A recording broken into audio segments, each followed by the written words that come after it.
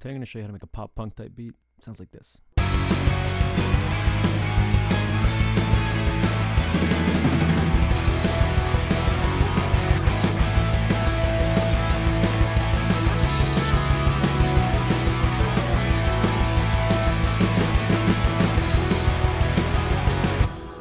So I started off with these guitars right here.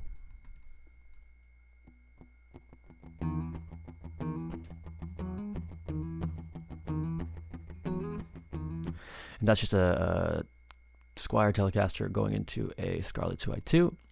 And then for the actual rock bit, we go into STL Tone Hub. And right now I've got this loaded up. It is PV605. I messed with the gain a little bit. I didn't want it to be super, super gainy. But it sounds like this.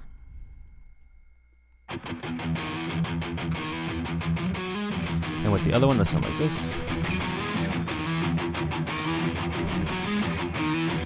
That's alright, it's a bit muddy though, so I'm going to clean it up and I'll add my EQs here.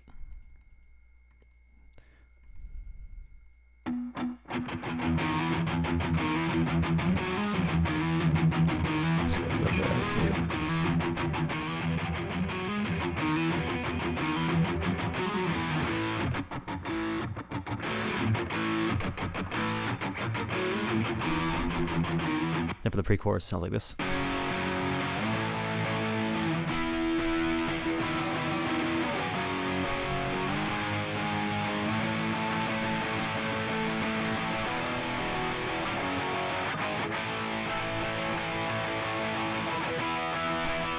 That's already like pushing the beat way forward, super beefy. I also just routed some, I sent it to some reverb. This is my reverb. It's just Slate's Verb Suite with this setting on, Rusty Plate.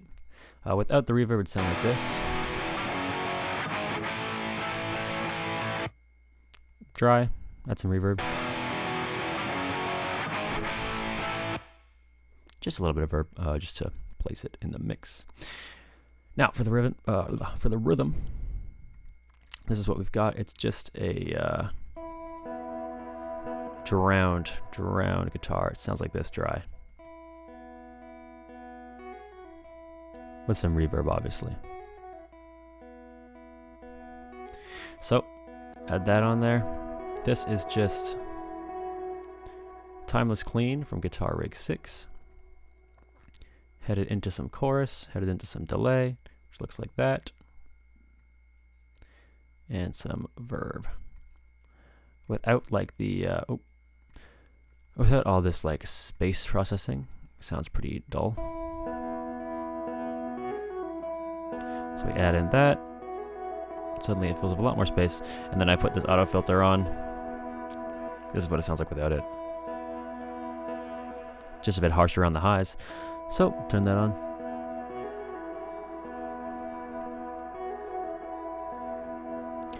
Then all together, it'll sound like this.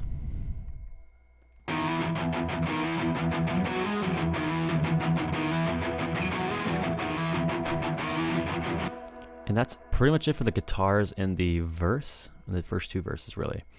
For drums, we're using good old-fashioned Superior Drummer. I actually took the stock like core library drums and just switched out the kick and the snare.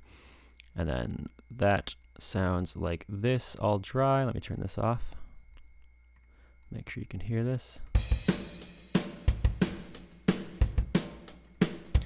So I wanted some more edge, right? So I add some compression.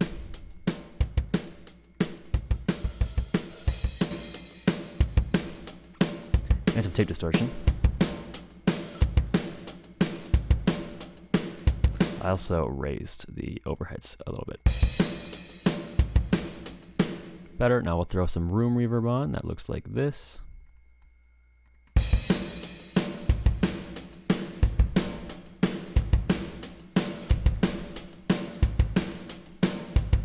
Dark chamber.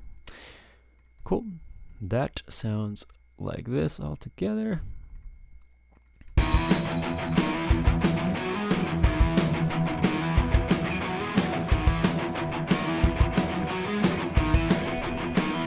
Now the drums I get from the MIDI grooves in Superior Drummer. I use the EZX Pop Punk MIDI grooves, so that I just drag on to this track, and it has these nice grooves. This will be the pre-chorus. No, sorry, this will be the chorus. Make sure you add some variation as well.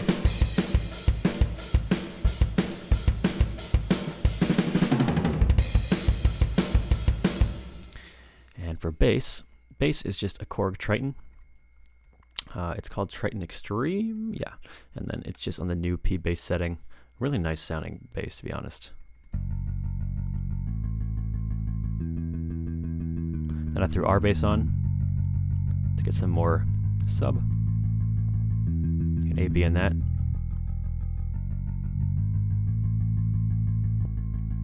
See? Has that beef. And then lastly, the synth.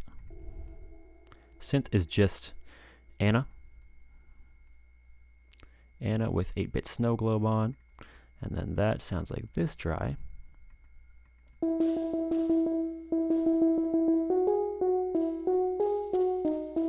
With a repeater on, some shimmer from Valhalla. Repeater is, a lot of these plugins are Slate plugins. Slate Digital, I have the Slate Digital All Access Pass.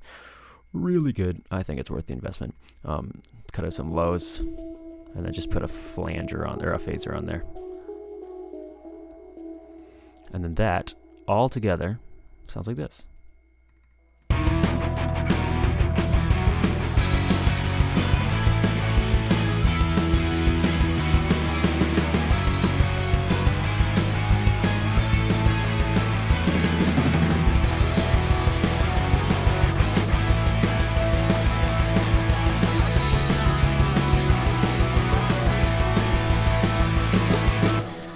Some key things to take away here are these big beefy guitars here. You have to cut some highs out of them. They're super, super sharp if you don't take the highs out. Sure, I'll select the one of them. See how sharp they are?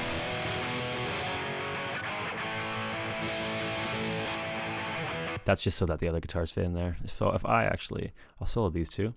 You can see what it's like to turn off the EQ. It's really, really sharp. It competes with a lot of the guitar. Just like a super, I don't know exactly what frequency is probably, well, I guess it would be here. It would be the 3.6K. It's honestly probably more like 4K, 5K, but.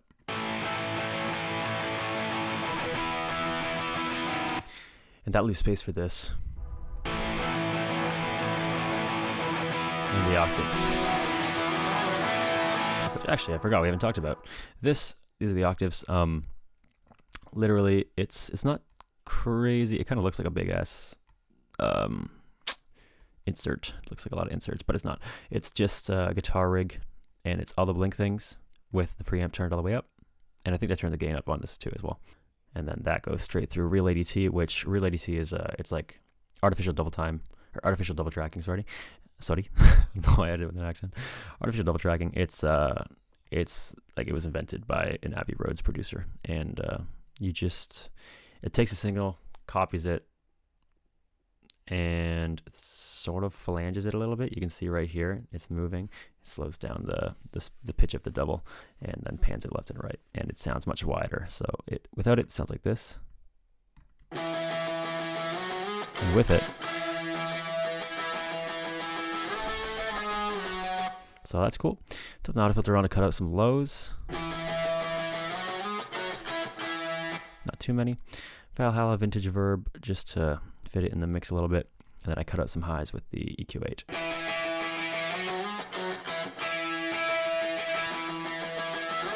I did some mid-side EQ. The mid is cutting out quite a hefty bit of the frequency range, and the side is adding quite a bit of the frequency range. Well, not really. I guess it's more just the highs. And that sounds like this. Dry.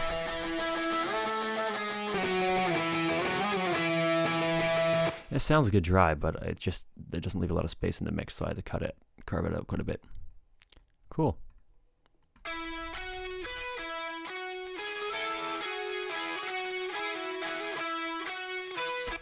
This is just like, I guess you just call it like a little chorus rhythm part. It's only on the pre-chorus. It's using 𝗕𝗓𝗖𝗢𝗠𝗘. Sorry, I'm using a lot of different amp sims. I like the diversity. I like having a ton of different, not having a ton of different plugins, but a ton of different like patches, sort of. It beefs up the guitar a little more. So it's on 2000's new rhythm. I don't think I even changed anything about this. I doubt it. And then you double those, pan left and right, through some chorus and some EQ on both of them. They are both the exact same, and they sound like this.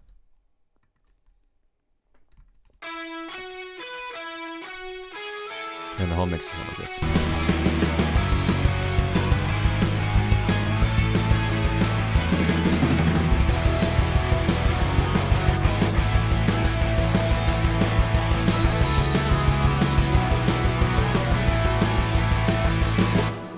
That's the whole mix. It's not super crazy. I say the hardest part is to carve out the guitars, add some space for more guitars, because it's a genre that needs a lot of layers of guitars. Take a shot every time I say guitar. Anyway, yeah, that's a basic overview of the beat. Hope you enjoyed.